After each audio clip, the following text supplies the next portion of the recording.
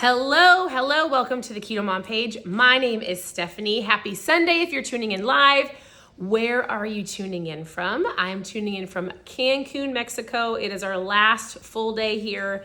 We've had an absolutely incredible time, from having fun to connecting with our team and friendships and business talk and friend talk and food and more fun. And husband talk. And husband talk, of course. All husband talk. All right, so I actually had a thought that I wanted to share with you today. We had a really great conversation with our CEO this morning, and I wanted to share it with you. And so as you're tuning in, where are you tuning in from? If I were to give you a really quick keto tip before I share with you my favorite conversation this morning, the quick keto tip is this: if you fail to plan, you plan to fail. So I like to treat Sundays, or whatever day works for you, as a day to prepare so that you dominate your week, so that you don't find yourself sabotaging yourself through the drive-through because you didn't plan your meals, or skipping the gym because you didn't have clean shorts to go to the gym. Like, whatever it is, no excuses. Plan your week so that you find yourself achieving those goals, and then you will have success. So if you fail to plan, you plan to fail. I am enjoying my trip. Thank you. Okay, so here's the thought for today. I'm actually going to shake up ketones because I have been wanting some this morning. I guess it's afternoon. If you've never tried ketones, here's what I'm actually going to shake up. So I feel like my voice is a little hoarse, and I was like, why does my voice sound raspy? It's probably because I was screaming a majority of Saturday on zip lines, in the water, on water slides, in the mud. I think I screamed for 10 hours. And so I was like, why is my voice so raspy? That's probably why. I was screaming on all of the fun. But I am going to shake up ketones as we're chatting. If you've never tried them, it's incredible. We've heard so many amazing stories here. This is part of the reason why we're here. Some of you said your favorite. Yes, I love that. Lynn says she has watermelon sweets she's shaking up. If you were a ketone drinker, what was your flavor today? And it's fun because people keep saying, why are you in Cancun? Are you on a honeymoon or like an anniversary trip? Honeymoon 19 years later. Anniversary trip, like, what are you doing? And I said, well, we're here because we are a part of a company called Prove It. We drink ketones. We share ketones. We've created an incredible business. We've created friendships where we learn and we grow together. And one of those things we get to do together is to come to Cancun.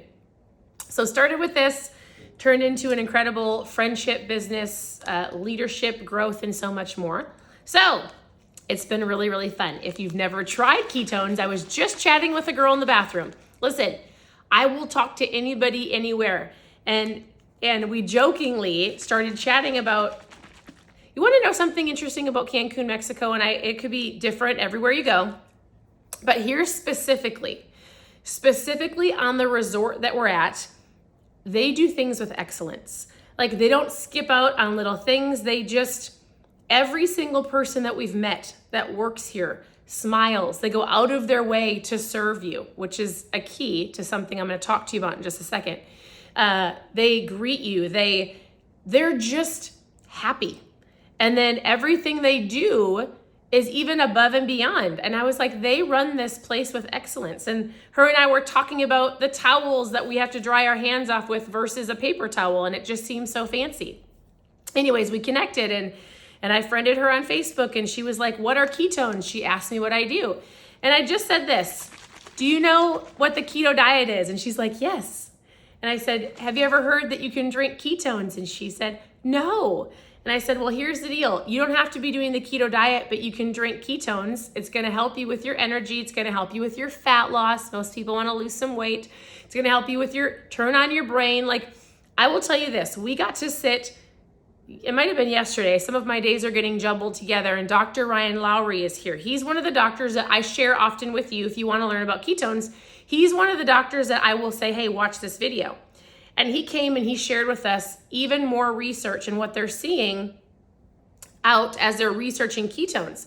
So when he talks about muscle preservation and longevity and aging well, he talked about all of these things with the brain. I said, I think that's amazing, right? And this lady was like, does it help with fat loss? 100%. I said, what's so cool is this will help you with your appetite. This will help you with your energy. This will help you with your cravings.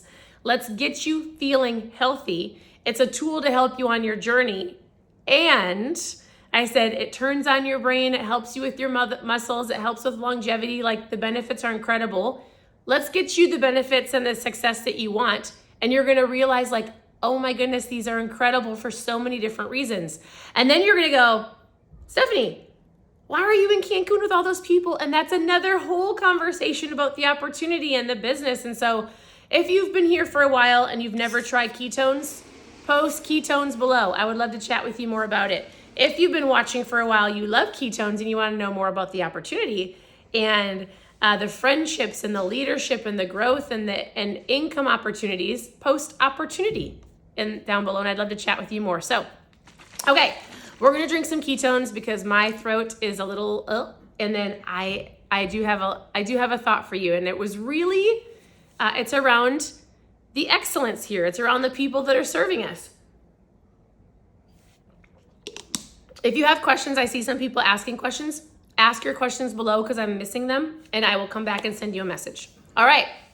The conversation that my husband and I had with our CEO this morning is we went up, had a conversation around breakfast, and we were talking about showing up with an attitude. And the question I have for you is this: like, what attitude do you show up for yourself, for your family, or for your workspace every day? Like, how did you wake up this morning? What kind of attitude did you have? Did you have an attitude of like, or an attitude of joy? Like, did you have an attitude of, I don't want to do that, somebody else can do that? Or an attitude of like, I can be the servant, I can see a need, I'm gonna fill that need.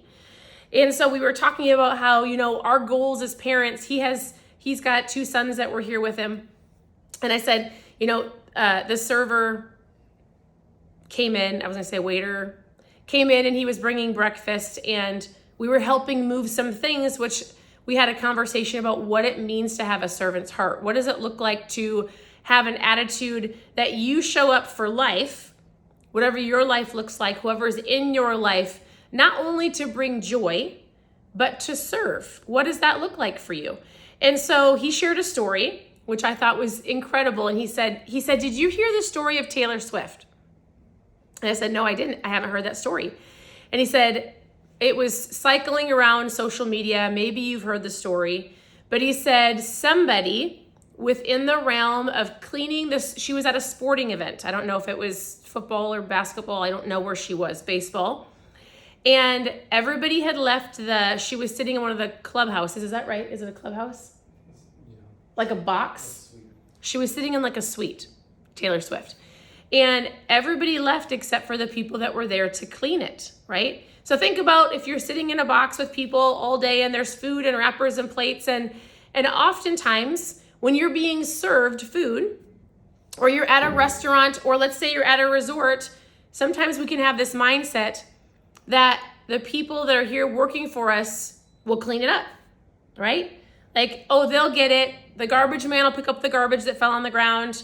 The person that's responsible for cleaning the carts will pick up all the garbage around the cart area at the grocery store. The people that were cleaning the box would pick up the mess, but somebody saw Taylor Swift go through that box, go through that suite she was sitting in, and pick up the garbage and throw it away.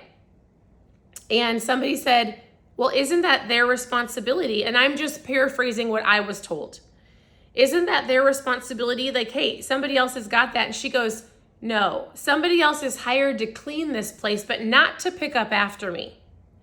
And I heard that, and he goes, hey, I'm teaching my kids to pick up after themselves, to see things that need to be done and do it, to be a servant, to show up to their day with an attitude of not like, do everything for me, but who can I serve? How can I bring joy?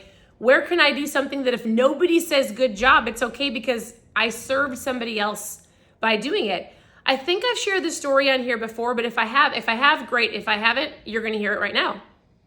And one of our youth leaders at our church shared this with all of the youth the other day, and it was around serving.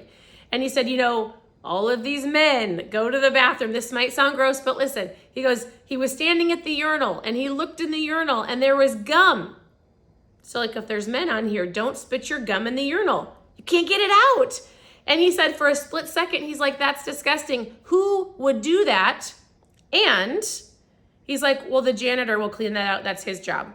So he said on his way out of the bathroom, he thought, wait, it shouldn't be the janitor's responsibility. Like the janitor's here to clean the bathroom, but he didn't come in the bathroom hoping there was gum in the urinal because the gum shouldn't be in the urinal. He's like, I am just as capable of cleaning that out. It's not his responsibility. He goes, I saw it and I can do that for him. Even if he never told the story and that person never saw him do it, he's fully capable of cleaning that gum out of the urinal. So he said he wrapped his hand with paper towels, stuck his hand in the urinal, cleaned out the gum. And he told the kids a whole bunch of stories of, I'm sure this has happened to you. Have you ever walked, from your car to the grocery store and you see garbage on the floor, on the ground, and you're like, it's not my responsibility. That's not my pop bottle. It's thoughts that pop into your head. Gross. It's full of mud, right? Because in your head, you're like, it's somebody else's job. Just like Taylor Swift could have easily said, I'm just going to leave this trashy mess because it's somebody else's job. But she, in her mind, was like, no, I'm responsible. I can help. I'm going to go clean it up. I'm going to be a servant. Or the youth leader was like, you know what? The janitor doesn't need to come in here and clean up this gum. I can do it. Or for example, like we were on a walk the other day, and I don't say this, it was recycle day. Somebody's recycle bin had tipped over. All of the recycle was in the space. It was all just kind of around the recycle box. And we walked by on our morning walk, and I saw it, and for a split second I thought, the garbage man will get it. It was wet. It just had rained that night. And I thought to myself, the garbage man will get it. And we were about a block ahead, and I went, oh. I thought about the man that took the gum out of the urinal, and I was like, but I can do it. The garbage man's job isn't to go pick up all the garbage off your yard. His job is to come and put the recycle from the box into the truck and the garbage into the garbage truck. So I walked back, picked it all up. Not a big deal. So it was just a conversation that we had, and I wanted to share it with you. I think those stories are impactful. And I think that if we can wake up or we can show up to work or in our home life or with our kids or our marriage or our family or our friends with an attitude of, not everybody's here to serve me, but how can I serve you? Or how can I serve the person that's serving me? Do they just need a thank you? How are you tipping people? Or are you smiling and acknowledging people? Or, are we waiting for somebody to ask us to do something we know we can do? Are we just going to raise our hand and go, I can help you. Hey, I can serve you. I think oftentimes it's easy to just sit back and wait for other people to do the hard things or to do the gross things or to do the inconvenient things when you're fully capable of doing it if you see it. It comes with awareness. It comes with a servant's heart. It comes with the attitude that you show up in life. Because just so you know, if your goal is to be, if you have kids, I just think about we often will tell our kids to do things, but how do kids actually learn? They watch you. And so I just think, why would you not want to show up to be the best version of you with a servant's heart and look for places you can serve people? That was our conversation this morning. And I love the Taylor Swift story. I always love sharing the conversation of the story from the youth pastor taking out the gum out of the urinal, because I see that. I hear that story in my head every time I see garbage on the floor, every time I see something that I can do that might be inconvenient or might be disgusting, but I can do it. I see it. There's no reason to leave trash on the floor. I can pick it up. And so, or not just that, but anything. And so on this amazing Sunday, I just wanted to give you that story, to give you a couple of those stories for you to think about it, to give you an awareness of where you can serve others. I would encourage you, if you have kids, to share those stories with your kids. Our girls are seeing things that can be done that they can step up and do because of the urinal story. They're like, that man did that, I can do that. So they're picking up garbage off the ground and throwing it away, right? Like, none of us are too good to serve somebody else. And so I hope you have an incredible day. Thank you guys. I don't know, it was moving a little fast, so I don't know all the things that you're saying, but I would love it if you would share this. I would love it if you would press the share button, because sharing is caring. I would love it if you would tag one of your best friends below and go, hey, join the Keto Mom community. It's not just about keto or ketones. I like to share about mindset and anything that can help you in your life. If you've never tried ketones, post ketones below. They're my mom fuel, not just for moms. But I will tell you, a lot of moms are benefiting from ketones. It's giving them the energy to keep up with their kids. It's helping them lose the last little bit of baby weight. It's helping with the appetite and the cravings and so much more. I want to help you on your journey, whatever it is, wherever you're going, whatever questions you have. I'd love for you to ask below, send me a message. I hope you have a wonderful, wonderful day, and cheers to a super amazing week coming up. We'll talk to you guys very soon. Bye, everybody.